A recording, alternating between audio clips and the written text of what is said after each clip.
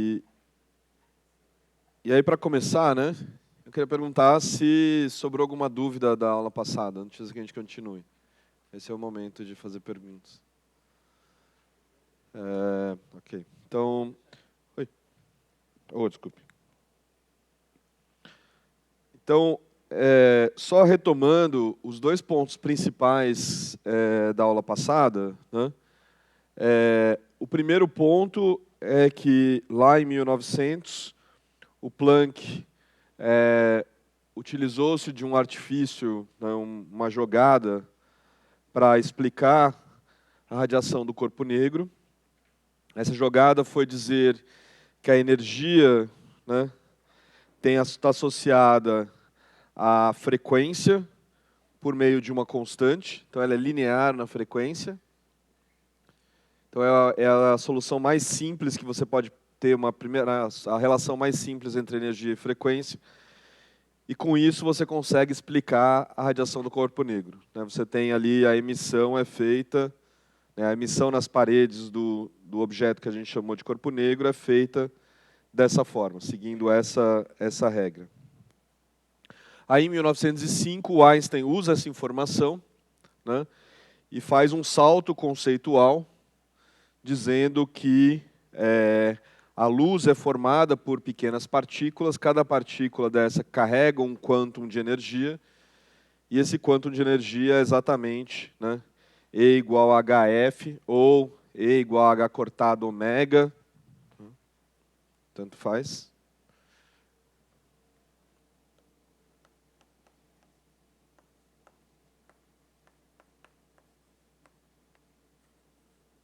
As duas coisas são iguais, né? Só multiplica e divide por 2π. E com isso você consegue descrever esse experimento, que é o experimento do efeito fotoelétrico, né? Mas mais importante do que descrever o experimento é você introduzir esse conceito de que a luz é formada por partículas, né? E aí ele introduz ali, para resolver o problema da difração e da interferência, o conceito de dualidade onda-partícula. Então essa é a situação na qual a gente está ali por volta de 1905. E, como vocês viram, né, a matemática desse problema é relativamente simples, né? O importante aqui é o conceito que envolve, né, que está por trás do que a gente fez.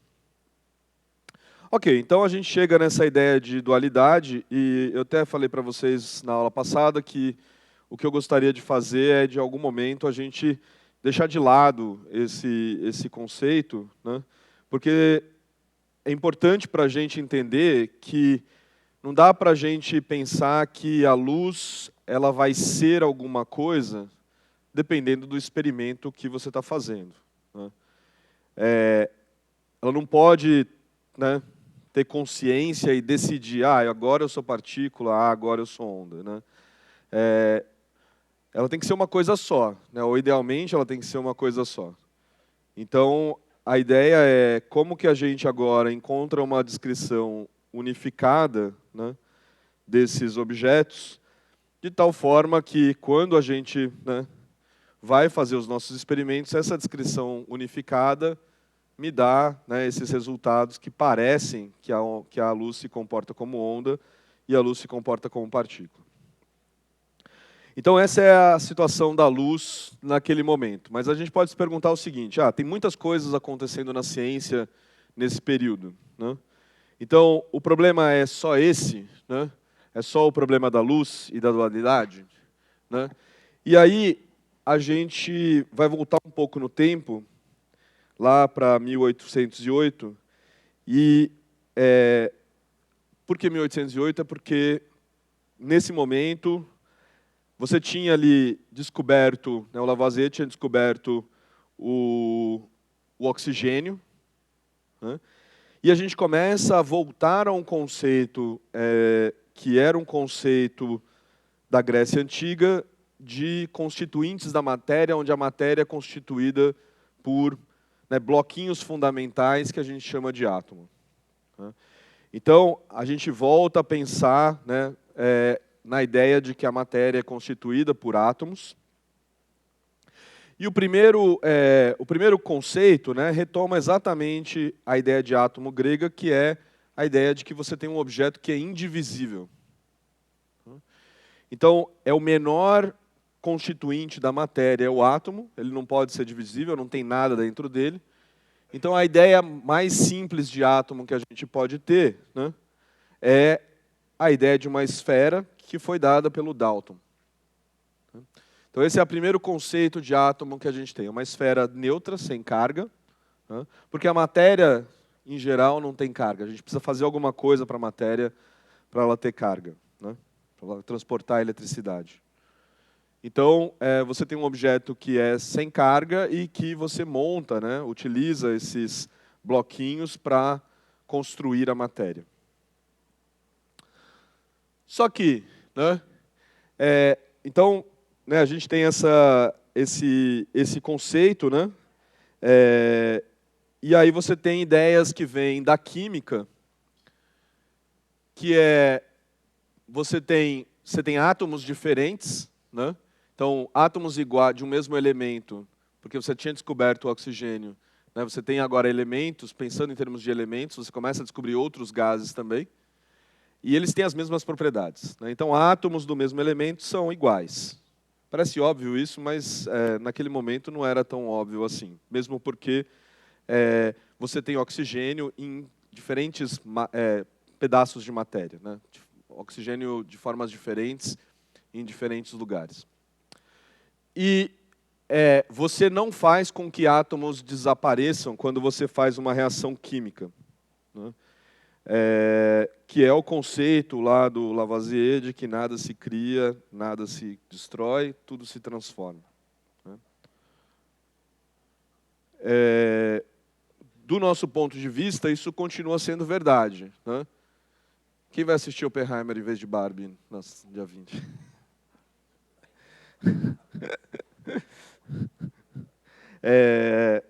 A gente sabe hoje, né, que isso não é necessariamente verdade. Né, e exatamente isso está no cerne da reação nuclear, tanto da reação de fusão que acontece no Sol, quanto, né, a reação nuclear que acontece na bomba atômica. Mas, né, nesse momento, a gente está falando de escalas de energia muito mais baixas, de reações químicas, e isso continua sendo verdade, né? Os átomos não são destruídos durante uma reação química. Durante muito tempo, os alquimistas, né, buscavam exatamente transformar átomos, no caso, no átomo de chumbo, num átomo de ouro, né? Isso envolve exatamente uma reação nuclear, e, portanto, né, é extremamente difícil de fazer. E, tipicamente, envolve muito... Então, você consegue fazer, mas envolve muito mais energia, né, muito mais dinheiro fazer essa transmutação do que simplesmente cavar e buscar ouro, né, embaixo da terra. Ok. Então, eles não desaparecem nem se transformam em átomos de outros elementos, né? E uma substância que é composta é formada por diferentes tipos de átomos. Ok. Então, essa é a situação nesse momento, né? Mas a gente tem um átomo sem carga. E aí a gente já falou um pouquinho na aula passada sobre, né, o experimento do Hertz, do efeito fotoelétrico, e lá no final, né, do século XIX, quando ele fez o experimento, a gente já começou a perceber que, de alguma forma, você conseguia arrancar coisas de dentro da matéria, né? Naquele momento, em 1887, ele não sabia que ele estava arrancando elétrons, né? Mas a gente já tinha ali informação de que, né, em princípio, o átomo não era tão simples assim, não era uma esfera rígida sem carga, né? Ela poderia ter constituintes mais fundamentais. Então, usando um experimento de raios catódicos muito semelhante ao do Hertz, mas ao invés de você, né, jogar luz no material, né, você realmente tinha um filamento, você esquenta esse filamento muito, E quando você esquenta esse filamento, né, da mesma forma como você estava dando energia para o elétron sair na forma de luz, para ele absorver, quando você esquenta, você está dando energia, né, para aquele material, e o que começou a se observar é que partículas carregadas saíam desse material. E aí o que você pode fazer é fazer a mesma coisa que você faz no efeito fotoelétrico, você aplica uma diferença de potencial, você aplica uma voltagem entre duas placas, e como essa partícula é carregada, você consegue acelerar essa partícula. Então, se você tem uma partícula que é carregada, aplica uma diferença de potencial, isso equivale a uma força elétrica sendo aplicada, portanto, a partícula vai ser acelerada pela primeira lei de Newton. Segunda lei de Newton, desculpa. Ok, então, isso é o que aconteceu, mas ainda mais, o que o Thomson fez foi, ele colocou, além de um campo elétrico para acelerar as partículas, ele colocou um outro campo elétrico perpendicular, porque se as partículas agora estão andando e elas são carregadas, você tem um elétron que está andando, uma partícula, né? Não sei, vou chamar de X.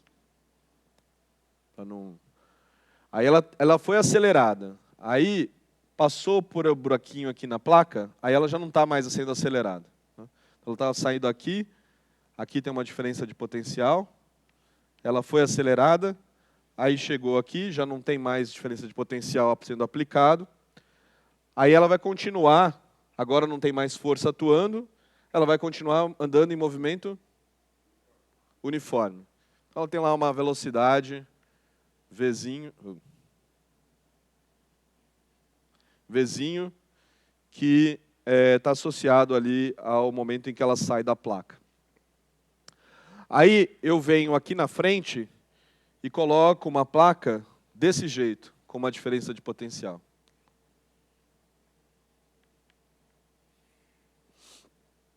Então ele entra aqui numa região onde tem uma diferença de potencial. Aí o que acontece quando você faz isso?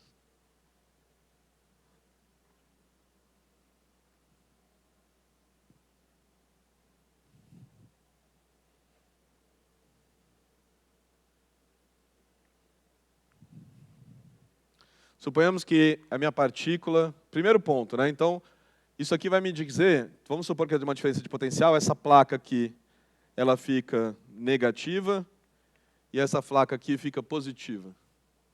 Como ali no meu... Vai para baixo, exatamente. Por que ele vai para baixo?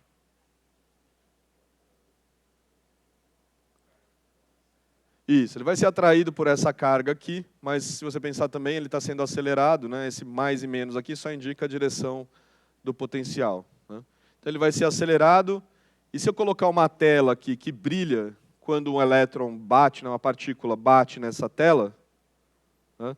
Que é uma tela fosforescente, então ele deveria bater aqui embaixo.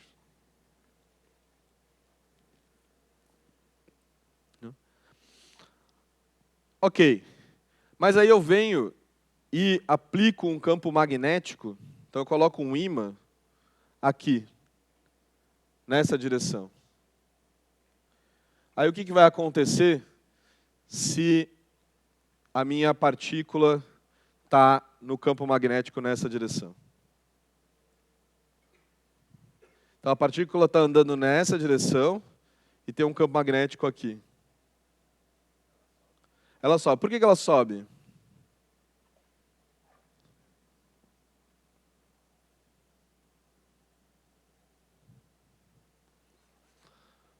Eu já vi gente fazendo a regra da mão direita aí, né? Então, toda partícula que está em movimento, então toda partícula carregada que está em movimento, quando ela sofre a atuação de um campo magnético, ela vai caminhar na direção perpendicular, tanto à direção do campo, quanto à direção da velocidade. Então, essa é uma propriedade do efeito do campo magnético numa partícula que está carregada e em movimento. Então, isso significa que, se a partícula não fosse carregada, ela ia sofrer o efeito do campo magnético?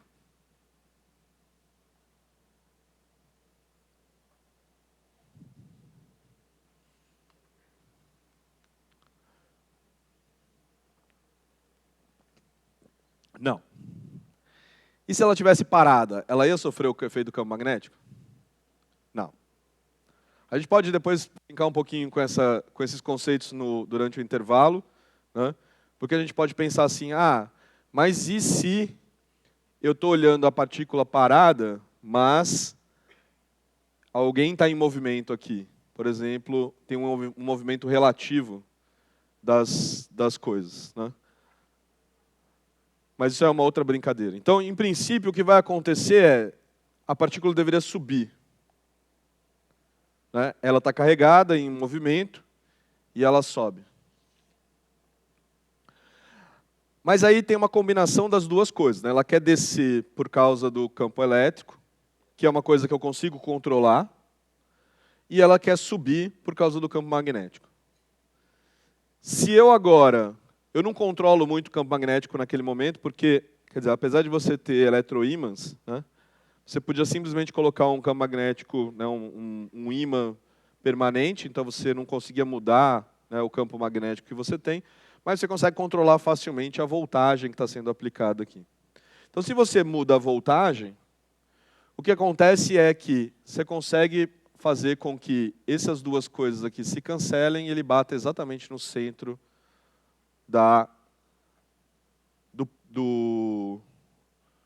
aparato ali, né, do anteparo. E você vê a bolinha ali bem no centro do anteparo. Então foi exatamente isso que o Thomson fez. E daí o que acontece? O que acontece é que você consegue, fazendo essa brincadeira aqui, né, encontrar qual que é a característica dessa partícula. Em particular, né, você consegue observar qual é a relação entre massa e carga elétrica desse objeto. Então você não sabe qual é a massa e qual é a carga, mas você consegue saber qual é a razão entre os dois. E ele sabe que é negativo. Então, né, isso aqui a gente considera como sendo, né, a descoberta da primeira partícula elementar, que é o elétron.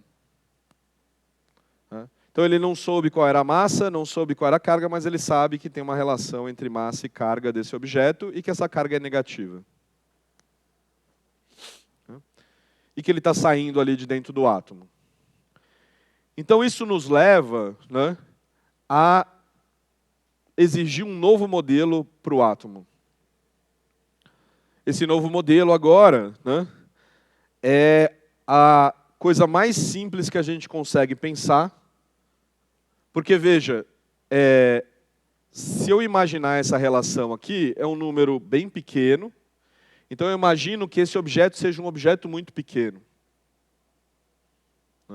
Então, se ele é um objeto muito pequeno comparado com o tamanho do átomo,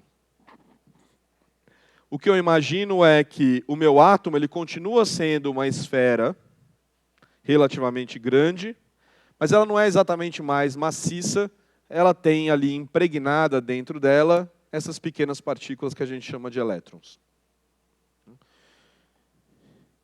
E isso é o que a gente chama de pudim de passas, na verdade, em inglês é pudim de ameixas, mas, né, é a mesma ideia. Você tem um objeto, né, que continua sendo maciço, né, mas ele é impregnado ali por essas pequenas partículas que a gente chamou de elétrons. E isso vem depois do experimento do Thomson, em que você tem ali a descoberta do elétron.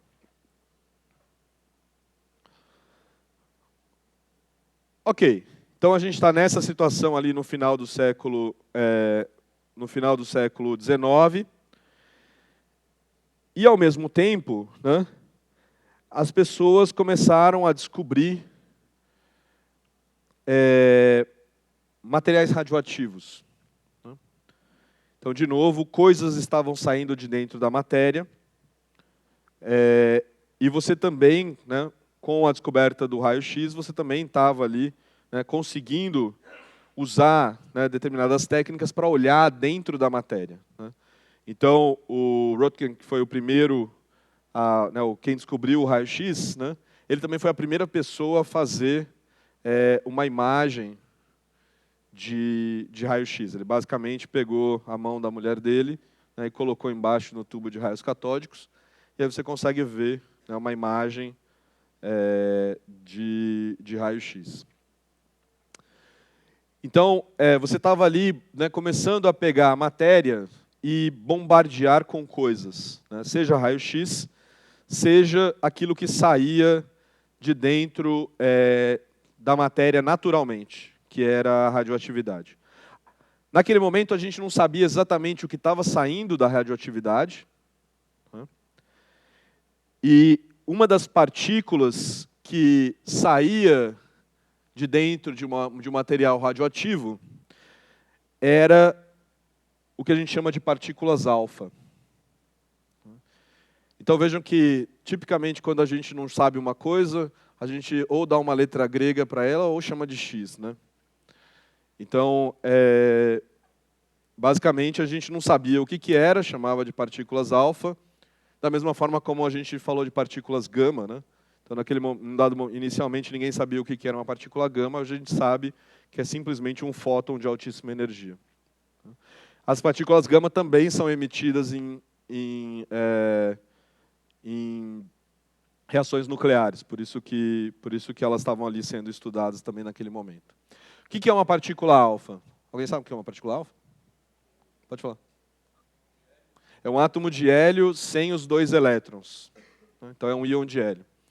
Então, basicamente, né, a gente tem ali uma coisa carregada, né, positivamente com 2, né, com uma carga de mais 2. E aí, o que o Rutherford fez, né? Então, o Rutherford ele tinha desenvolvido ali uma técnica de fazer filmezinhos de ouro muito, muito, muito finos, né? Você tinha uma fonte de partículas alfa e ele resolveu, né, que ele ia jogar essas partículas alfa em cima desse filme. E o que ele gostaria de fazer é olhar o que acontece quando essas partículas atravessam o filme.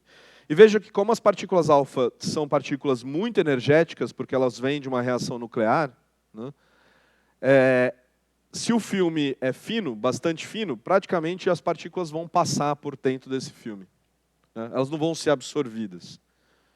Diferentemente, se você começa, então, se você tem, por exemplo, um filme de ouro, ou você não vai usar ouro num equipamento de raio-x, mas você tipicamente usa chumbo, que é muito mais barato, mas poderia usar ouro também, porque é um metal bastante denso, né, de número atômico alto.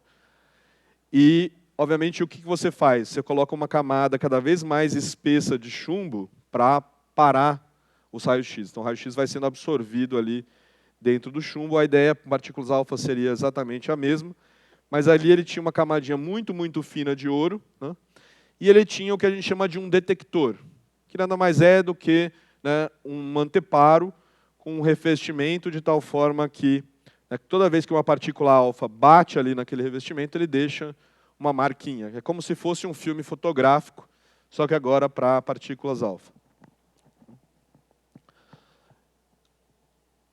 Ok, e aí o que ele esperaria, né, se eu tivesse o meu pudim de ameixas? Se eu tivesse o meu pudim de ameixas, que significa que você tem ali agora um objeto que é denso, mas com uma pequena, né, com a carga positiva dele toda distribuída pelo material e algumas partículazinhas muito, muito, muito, muito pequenas de carga negativa, né? Você tem partículas agora que estão entrando dentro desse material. Então a gente pode imaginar o seguinte, né? Tem aqui o meu átomo, que é positivo em geral, com alguns negativos, né? Mas de modo geral ele é todo positivo. Significa que qual que é a densidade de carga média desse... Como que eu calcularia a densidade de carga? Suponha que eu tenho um elétron. Então, Meu átomo ele é formado por um único elétron, que é bem pequeno, né? E o resto tudo é carga positiva. Qual seria a densidade de carga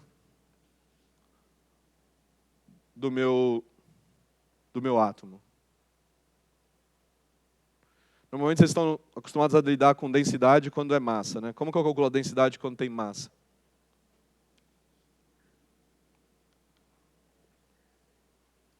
Qual a densidade de um material? Massa dividido pelo volume. Então, se eu pensar da mesma forma, qual é a densidade de carga desse cara aqui? Carga dividido pelo volume. Então, nesse caso aqui, ele tem a carga do elétron, que é o oposto, né, da carga do elétron, eu boto em módulo, que é positivo, dividido pelo volume do átomo.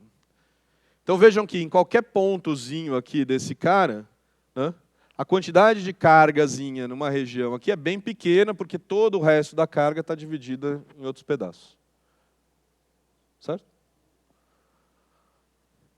Então, quando a partícula alfa ela entra de alguma forma dentro do meu... Então, ela vai bater no material, e aí o material é formado por vários desses átomos, e eu imagino, então, que todos os átomos estão conectados para formar o material. Então, esse é o meu conceito de matéria.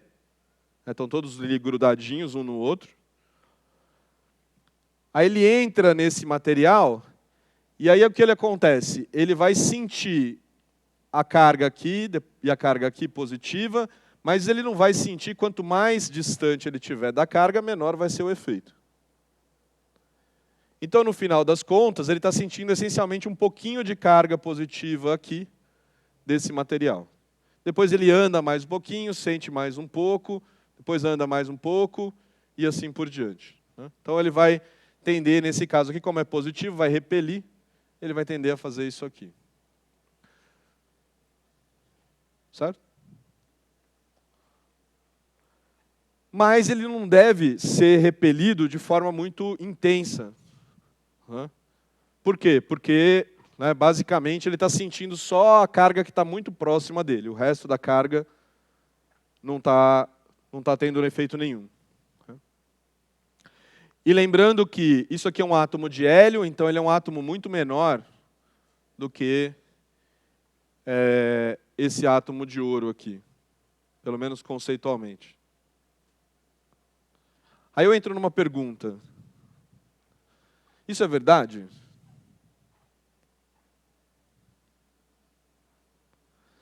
Então vamos lá. Qual é, mais ou menos, o tamanho de um átomo de hidrogênio? E quantas vezes menor ele é que um átomo de ouro? Mais ou menos.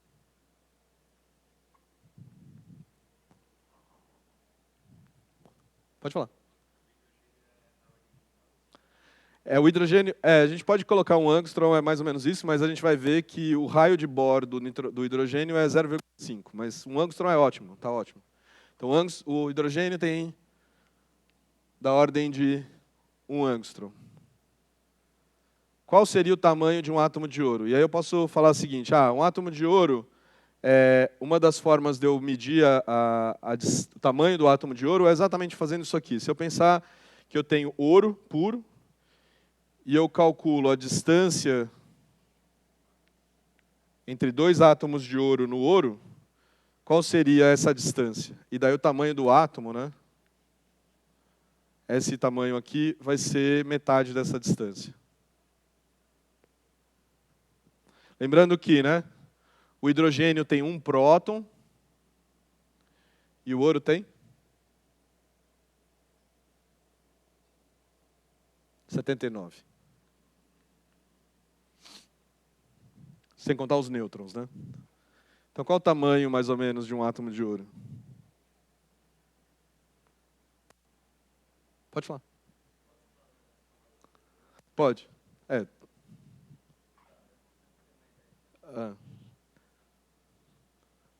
Então, essa distância aqui é da ordem de 2,9 angstroms. Então isso significa que um átomo de ouro tem da ordem de 1,45, 1,4 angstroms. Então vejam que o tamanho de um átomo, né, se a gente for pensar em termos de nuvem eletrônica, né, os átomos, mesmo átomos extremamente diferentes, né, são ainda mais ou menos todos do mesmo tamanho.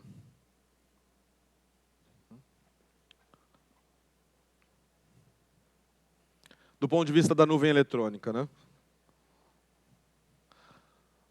Obviamente que o nosso partícula alfa não tem nuvem eletrônica, e aí a gente só está pensando agora no tamanho dos prótons e dos nêutrons. E aí sim, esse cara aqui é muito menor do que esse conceito aqui. Né? Ok, então, feito esse parênteses, né? Então eu esperaria que houvesse um desviozinho, porque eu estou passando com cargas positivas dentro de um objeto que tem carga positiva, essencialmente, né? A chance de você encontrar essa carga negativa que está ali no meio é muito pequena. E essa carga positiva está toda distribuída ali dentro desse pudim, então praticamente também, né, é muito pequena quando a gente pensar que a força vai com o inverso do quadrado da distância. Só que, o que acontece, né, então essa aqui deveria ser, né, esse ângulo, então o que ele está medindo é esse ângulo que a gente chama de ângulo de espalhamento. Né. Existe um outro parâmetro aqui que a gente tem que pensar, é a forma como a partícula alfa está entrando aqui. Então ele pode atravessar. Né. Então é a distância do centro do átomo, que eu chamo aqui de B, com que a partícula alfa está entrando. Então ela pode entrar de frente para o átomo, né, ou ela pode entrar um pouquinho para cima, se eu considerar, né, o tamanho do átomo. Ok, então isso foi o que a gente esperaria, né? Mas o que ele observa é algo totalmente diferente disso. Né? O que ele observa é que, quando ele joga as partículas alfa, elas são muito mais espalhadas do que isso aqui. Em algumas situações, ele observa que a partícula alfa praticamente volta de onde ela veio.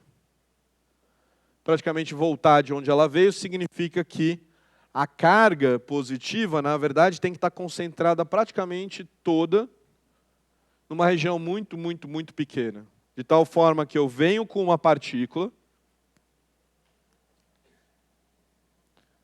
tenho uma partícula aqui com uma carga positiva, venho com uma partícula aqui de carga positiva. Se elas vão bater de frente, o que acontece com a força? Então, lembrando, qual que é a força elétrica mesmo? K, né? 1 sobre 4 πε0, que é o nosso K. Q1, Q2 sobre R ao quadrado. Então, o que acontece conforme a distância entre eles vai diminuindo? O que acontece com a força? Aumenta, exatamente. Então, conforme R diminui, a força aumenta. O que acontece quando o R é zero? Deveria ir, em princípio, para infinito. Isso significa que a gente não gosta de quantidades físicas que sejam iguais a infinito. Significa que alguma coisa vai acontecer antes disso. Né? Vai significar que a partícula que está vindo vai ter que parar antes de chegar aqui e vai voltar. Então, né, ele começou a observar esses tipos de fenômenos. Ele voltava, ou então, não só necessariamente de volta direto assim, mas se tivesse um pouquinho para cima, né, ainda assim você tinha um espalhamento que poderia voltar para esse meu detector. Né? Então eu tinha um detector assim, e aí você via coisas desse tipo aqui. Né?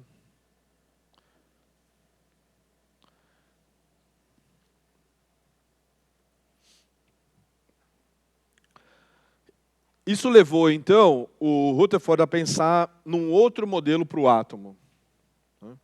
Um modelo no qual essa carga positiva tinha que estar concentrada praticamente num ponto.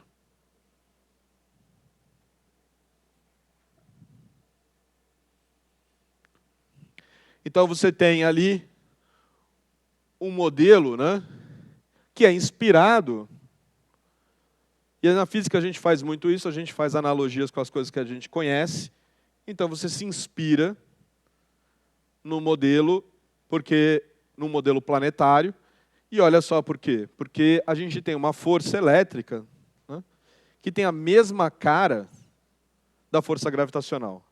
Elas têm escalas muito diferentes, né, porque para você ter, né, um efeito gravitacional igual a um efeito elétrico, você precisa de muita, muita, muita massa. Né, mas a cara da função, da força, é muito parecida, principalmente com relação à distância. Então você poderia imaginar que o seu modelo, né, de átomo, ele seria muito semelhante a um modelo de planetas. Você tem uma carga positiva no centro, que faz analogia com o Sol, né, e você tem, né, partículas negativas rodeando essa carga positiva.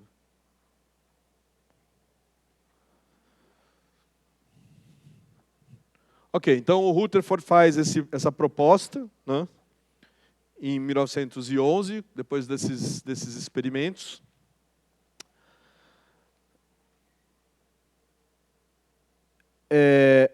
Mas aí a gente tem que dar um passo para trás, né, porque esse modelo ele tem uma série de problemas.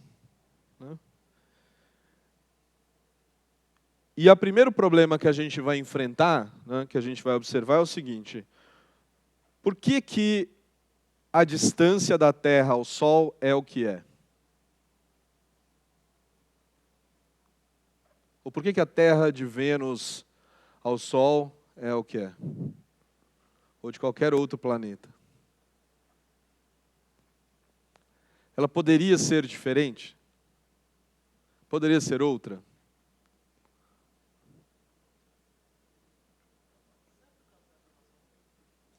Exatamente. Então, a única razão, do ponto de vista gravitacional, né, da força gravitacional, a gente tem o Sol aqui, a Terra aqui.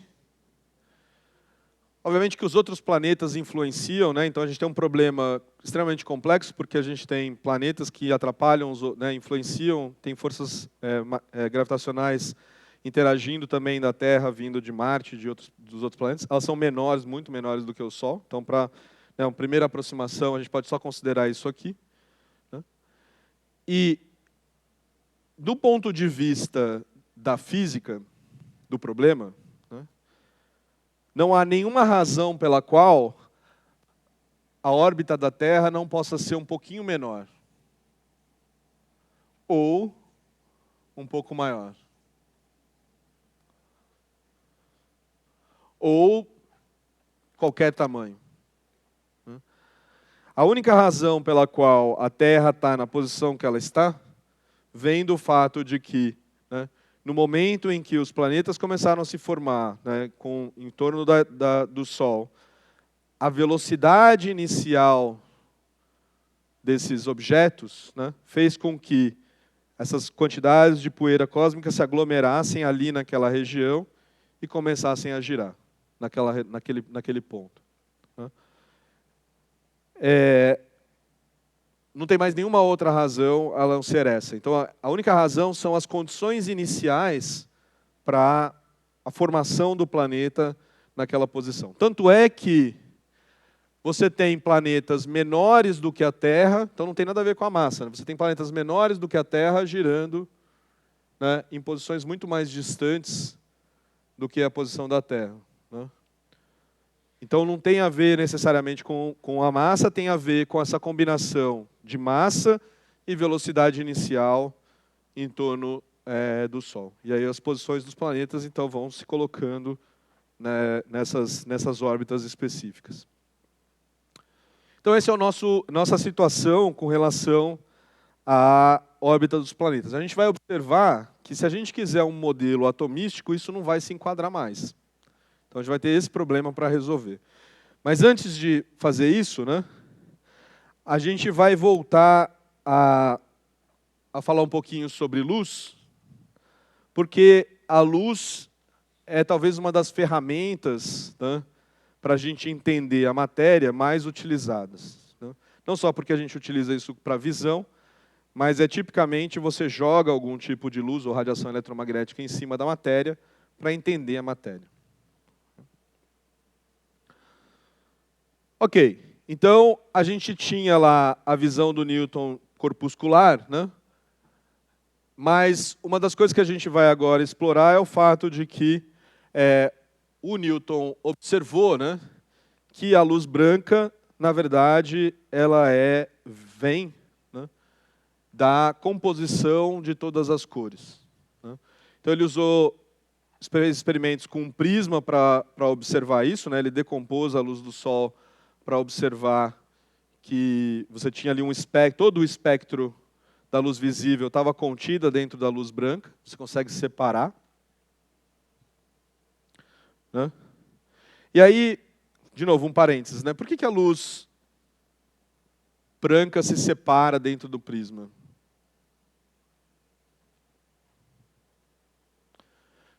Primeiro, qual é o fenômeno que está acontecendo dentro do prisma, né, para a luz ser desviada? Refração, exato. Então, quem lembra a equação da refração para um certo plano? Então, chega a luz aqui.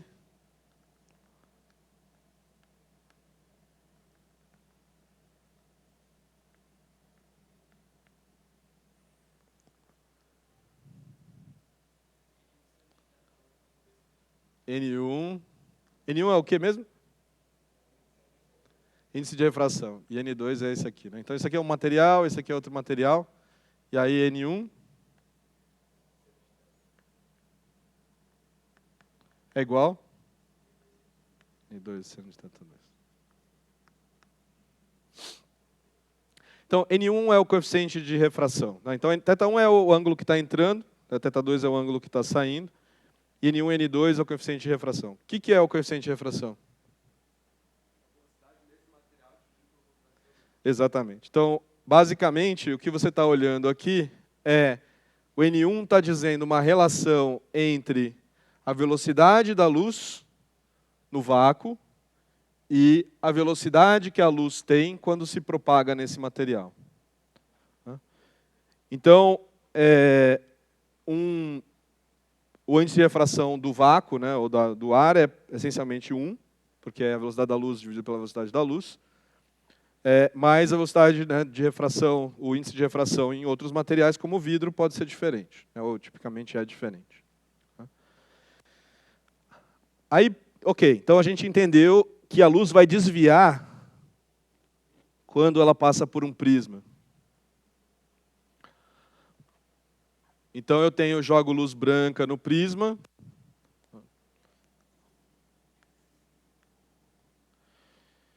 Mas aí a pergunta é, por que a luz branca agora se separa nas diferentes cores, para formar, né, o que você observa ali, aquele arco-íris?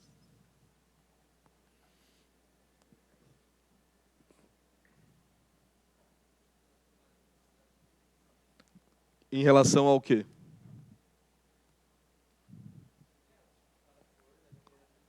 Exatamente. Então, na verdade, o índice de refração,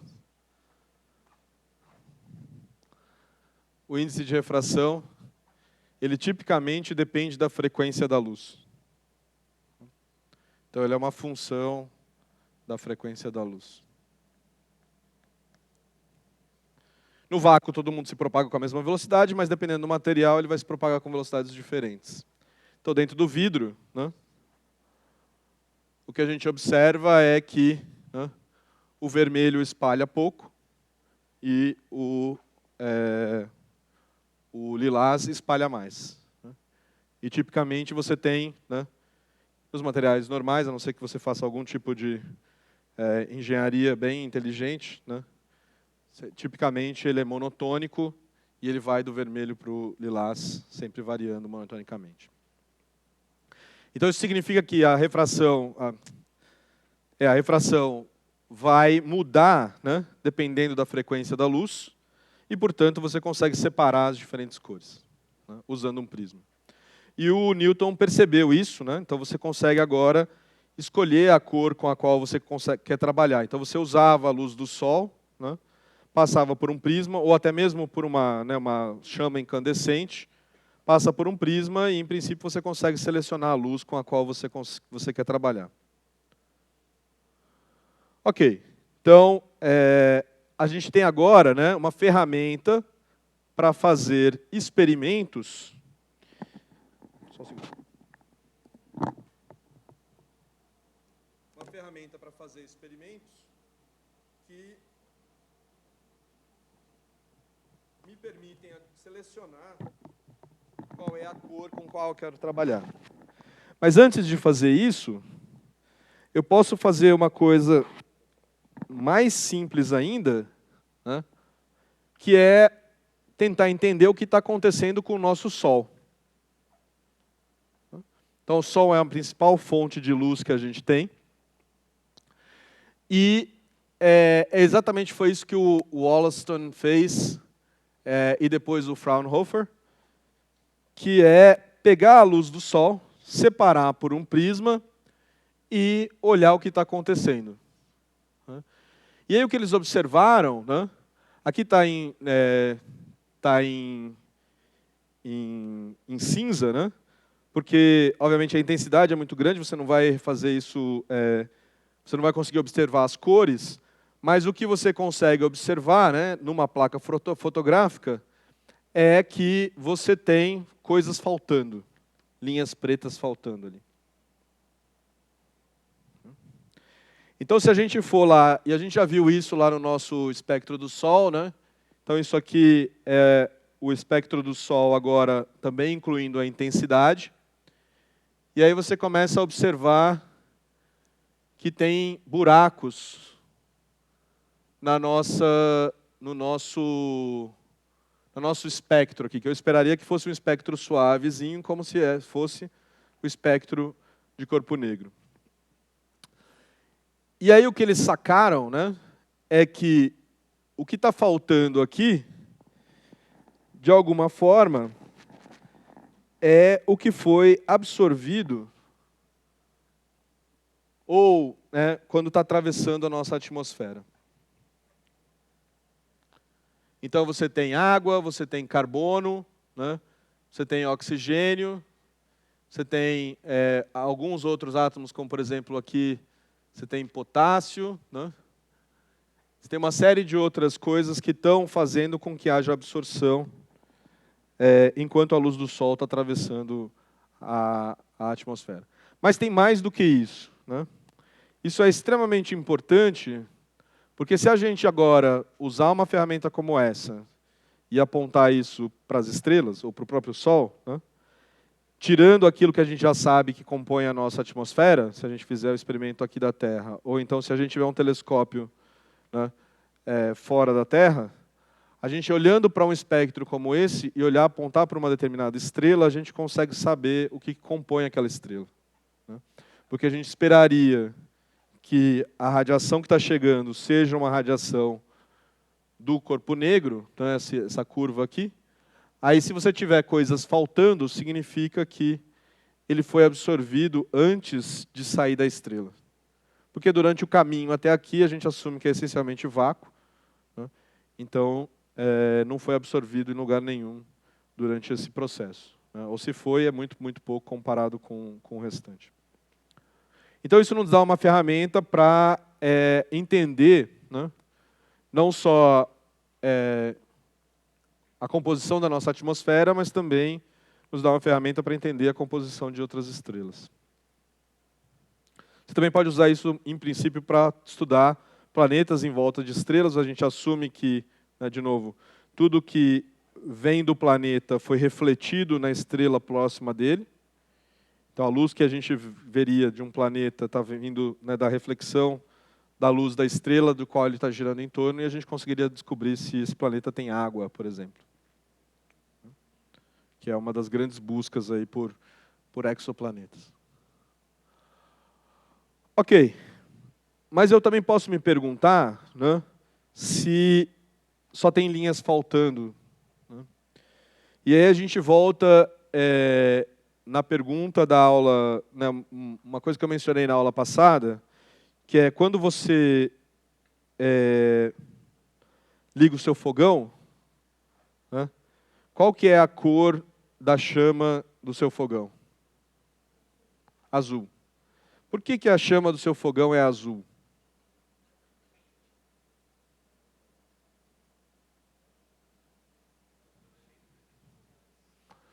Exatamente. Então não é porque a temperatura da chama é da ordem de 10 mil graus Kelvin. Né? Imagina se fosse.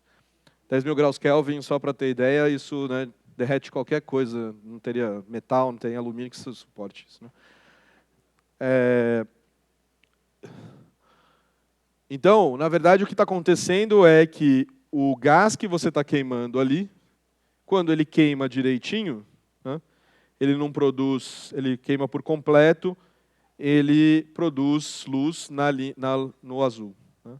Se ele não está queimando direito, ele está formando outros hidrocarbonetos, aí ele vai queimar e vai formar,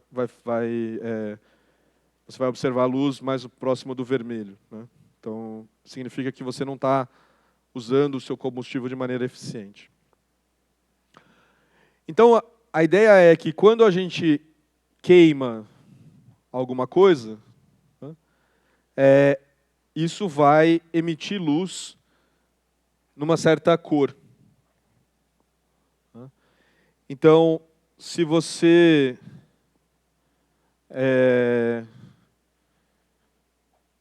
jogar, por exemplo, sódio no fogo, né, ele vai queimar no amarelo. E essa é basicamente a ideia, né, o conceito que a gente tem quando a gente tem fogos de artifício. Então, para ter fogos de artifício de diferentes cores, o que você faz é você queima, né, diferentes tipos de compostos. Então, diferentes tipos de compostos vão emitir luz com diferentes tipos de cores. A pergunta é, né, por que isso está acontecendo? O que está acontecendo nesse processo que quando eu estou fazendo essa queima do sódio, por exemplo, ele vai emitir com essa cor? Só para a gente ter uma ideia, né? Então, se eu pegasse o meu sódio, eu queimo ele vai emitir luz, principalmente no amarelo. Né? Então, ele vai emitir bastante no amarelo. Mas, em vez de só olhar para a cor da chama, o que eu faço é, eu pego ali a chama queimando e eu passo de novo a luz daquela chama por um prisma. Né? E se eu passo a luz daquela chama por um prisma, o que vai acontecer é, eu vou ver uma linha muito, muito forte de amarelo. Deixa eu só desligar a luz aqui para ver melhor. Eu vou ver uma linha muito, muito forte de amarelo, mas eu vou ver as demais cores. Isso porque, na verdade, ali a própria chama está queimando, então eu estou vendo, né, a energia da chama que está saindo, e a energia da chama sai em todas as cores. Né? Mas se eu agora, né, então eu tenho esse amarelo aqui que é muito intenso, mas eu procuro olhar com melhor detalhe para as outras regiões. Né? Então vejam que aqui eu estou na região ali de 6.000, então aqui é 600 nanômetros, né? Então 6.000 angstroms, 5.500 angstroms, então só lembrando. Então, 1 nanômetro igual a 10 a menos 9 metros. E angstrom é 10 a menos 10 metros. Então é só um nome para essa escala aí com 10 vezes menos. Né? Então eu estou olhando para essa região aqui, mas em vez de olhar só para essa, né, eu dou um foco na região aqui abaixo de 550. Né? E aí, como essa linha aqui é muito intensa, né, então eu removo essa linha que está aqui nessa região, que estaria continuando aqui, e daí eu dou um zoom nessa região aqui. E aí não só eu vejo esta linha mais intensa, mas eu vejo uma série de outras linhas. Linhas no verde, linhas no azul, linhas no roxo. E elas são bem, bem definidas. Então não tem só uma cor, ela tem uma série de cores. E aí, lembrando, né?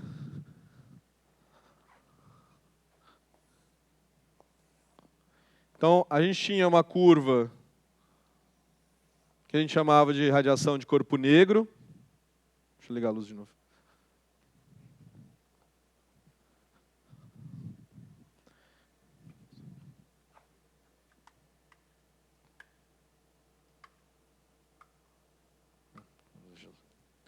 Que é a radiação de corpo negro.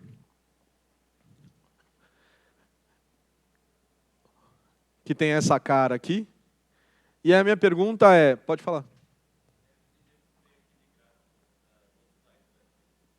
Esse aqui?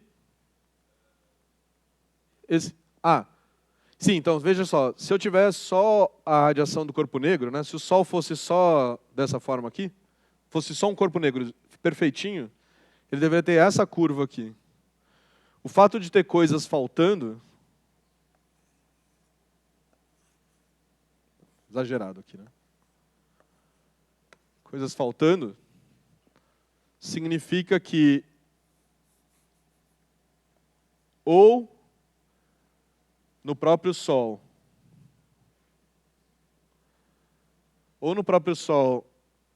ela foi absorvida, ou na atmosfera ele foi absorvido. Né? Porque desapareceu aquilo que a gente esperaria que devesse existir. Então tem coisas aqui que estão associadas à matéria que existe no Sol, e tem coisas que estão associadas à matéria que existe na Terra. A água, por exemplo, definitivamente tem que ser aqui na Terra, porque não existe água, né, em estado... Não tem água, não tem moléculas no Sol, né? Só tem átomos. É quente demais para você poder ter moléculas. Então, água, por exemplo, né, oxigênio, tudo isso é com certeza da nossa atmosfera, carbono, que vem do gás carbônico, etc. Tudo isso vem da nossa atmosfera. Pode ter carbono também no Sol, mas a gente sabe, então, a composição da nossa atmosfera e a gente sabe a composição agora do Sol também, fazendo uma combinação das duas coisas. Certo?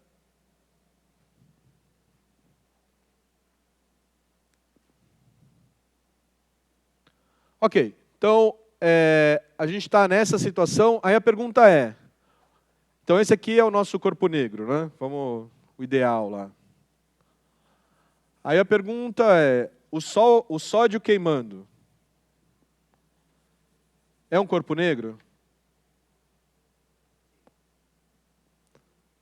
Qual que é a cara do espectro do sódio? Se eu fosse fazer agora um gráfico do sódio aqui, em vez dessa curva aqui, como que eu veria esse gráfico? Isso, então eu veria um pico no amarelo, né, uns picos no azul, eu veria picos. Alguns mais intensos, outros menos intensos, então o amarelo seria bastante intenso. Né? Depois eu veria, e essa região aqui, na verdade, é bem pequenininha, né? Isso aqui seria quase como se fosse um fundo. Quem que falou sim? Você, né? Como que é o seu nome? João. Então, João disse sim, né? Porque, em princípio, a gente tem... Imagina porque... Por que você disse sim? Foi um chute. Ah, tá bom. Então, assim, a gente tem um background aqui, né? E se a gente fosse imaginar que a gente tem um material normal, a ideia é que sim, né? Então, o mais natural seria que sim.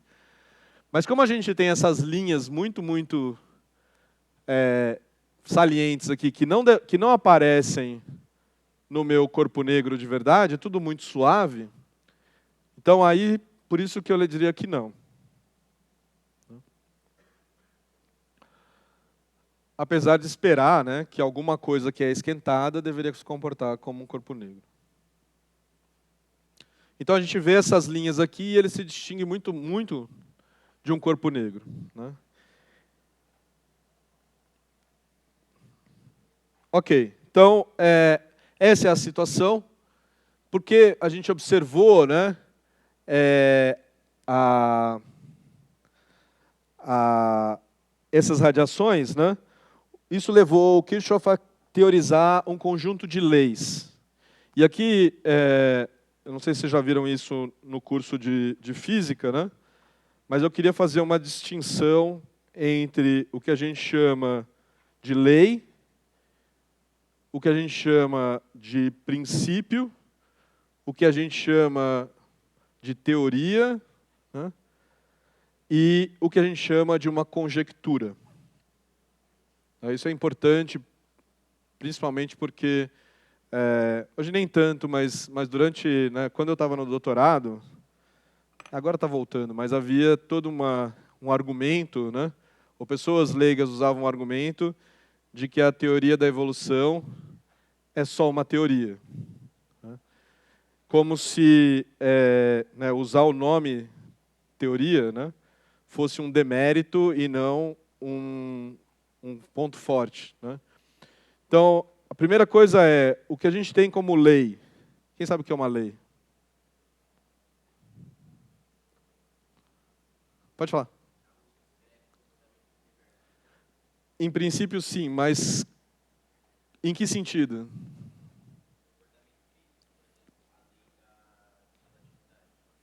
A relatividade não é uma lei. As leis de Newton, ótimo. Então, o que são as leis de Newton? As leis de Newton foram propostas pelo Newton e observadas, né, e valem em um conjunto de situações. As leis de Newton valem sempre? Não. A ideia é exatamente aqui que a gente vai, né, abandonar as leis de Newton em prol de uma outra coisa. Então, as leis são conceitos onde, ou por exemplo, lei de Hooke, que é a lei que você utiliza para descrever, né, uma mola. A lei de Hooke funciona sempre? Não. Funciona até o momento em que você estende a sua mola e ela não volta mais, que é o que a gente chama de limite elástico. A partir do momento que a mola não volta mais, a lei de Hooke não está mais válida. Então, as leis são um conjunto de regras da natureza que a gente construiu, porque a gente observou, né, a natureza, então construiu esse conjunto de regras observando a natureza, e eles provavelmente têm um limite de validade. A gente pode não ter encontrado esses limites, mas a gente acredita que existe um limite. Então, esse é a lei, né? Um princípio é algo muito mais fundamental. Quando a gente acredita que uma coisa é um princípio, significa que ela é muito fundamental. É uma regra fundamental da natureza, ela vai ser válida sempre. Uma teoria, ela é constituída de um conjunto de regras, podem ser um conjunto de leis ou um conjunto de princípios, ou os dois, né, que constroem uma forma da gente descrever a natureza, né, e que foram testadas, tanto testadas, passaram por tantos e tantos e tantos testes, que a gente considera que elas são válidas. Então, por exemplo, a teoria da gravitação universal de Newton, que a gente continua se chamando de teoria, apesar da gente ter agora a teoria da relatividade, né, que é uma descrição mais completa da teoria da gravitação, né, ela é um conjunto de leis que funciona muito bem, né, se a gente não estiver pensando em massas muito grandes, né, ou pequenas correções como a órbita de Mercúrio, funciona muito bem para descrever, né, a órbita dos planetas ou todos os movimentos dos corpos celestes. Né. E também serve muito bem para a gente descrever a nossa interação com a Terra, por exemplo. Então, tudo isso é muito bem descrito por essa teoria. E o que a gente vai, né, falar nesse minicurso, que é a teoria da mecânica quântica, que é uma teoria, que é um conjunto de regras, que esse sim a gente acredita que descreve fundamentalmente a natureza. Né?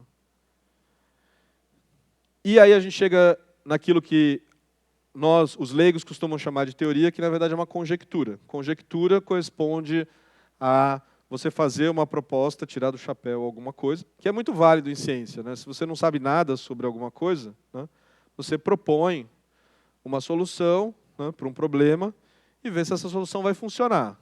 Né? Então, essa solução depois tem que ser colocada ao teste da natureza, mas é uma proposta válida para começar a resolver alguma coisa. Então, essa é o que a gente chama, então, o que os leigos chamariam de teoria, a gente chama de conjectura. Ok, então, a gente tem as leis de Kirchhoff, que significa que ele observou, né? Ele fez uma série de observações e ele teorizou, ou conjecturou, né? Como que as coisas funcionam. Então, tendo em vista que a gente conhecia a radiação do corpo negro, né? Você imagina que se você pegar um objeto e esquentar esse objeto, né? Ele vai começar a ficar incandescente e a gente vai ter um espectro que é contínuo, né? Que é exatamente essa radiação do corpo negro. Só que, se a gente pegar um gás, e aqui, na verdade, não é necessariamente um gás, mas um composto, é que os experimentos foram feitos com gases, né? Mas a gente está pensando em um composto feito por um único tipo de átomo, né? Ou por um único tipo de molécula. Né? Aí ele observou, ou ele propôs que você deveria ter esses espectros todos alinhadinhos assim, né? Bem delimitados. E ele fez o inverso também. Ele falou, e ao mesmo tempo, se eu passar luz por um gás, né, eu vou observar quase como se fosse a subtração dessas duas curvas. Né? Eu tenho a luz que vem da minha fonte, que tipicamente é a luz do sol ou alguma lâmpada, então ela tem uma coisa que parece o corpo negro. E aí, obviamente, passa pelo gás, o gás vai absorver especificamente em determinadas frequências, né, em determinadas cores, e aí o que vai sair vai ser esse cara aqui, com aquelas cores faltando. Então, isso foi o que ele teorizou como sendo leis e que a gente chama de leis de Kirchhoff. Vejam que ele só está falando como que isso se comporta, ele não está falando por que isso acontece. A gente entende o porquê do objeto incandescente fazer isso aqui. Isso a gente já explicou por causa do espectro de corpo negro. E está faltando essas linhas. Então a gente para aqui e a gente volta para explicar esse fenômeno. E o que ele tem a ver com mecânica quântica.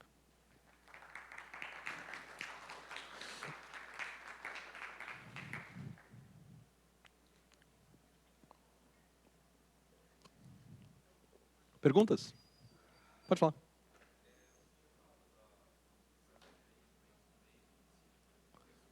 Uhum. Ok, excelente pergunta. A gente vai chegar no final da aula que vem sobre um postulado. Então, postulado é uma definição aí que vem da matemática, que é, de novo, é um conceito daí não tanto da... Então, a lei então, assim, um princípio é algo que vem fundamentalmente da natureza. Né? Um postulado é uma proposta que você aceita como sendo verdade, né, para construir a sua teoria. Então, é quando você diz o seguinte, olha, então um postulado é como se você estivesse dizendo, essa é uma regra fundamental. Por que essa é uma regra fundamental? Ela não tem uma razão. Você usa isso dizendo, olha, para construir a minha teoria, eu preciso desse conjunto de regras. Esses são os seus postulados.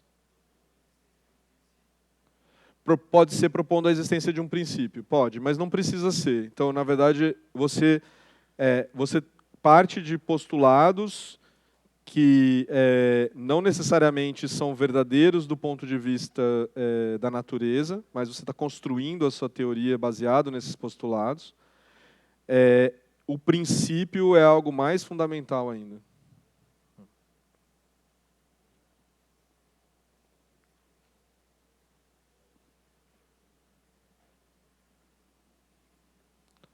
Ok? Eu menti, ontem não tinha pão de queijo. Prometeram pão de queijo só na segunda-feira. Só. Então, é porque a cantina está fechada, eu não sabia dessa informação.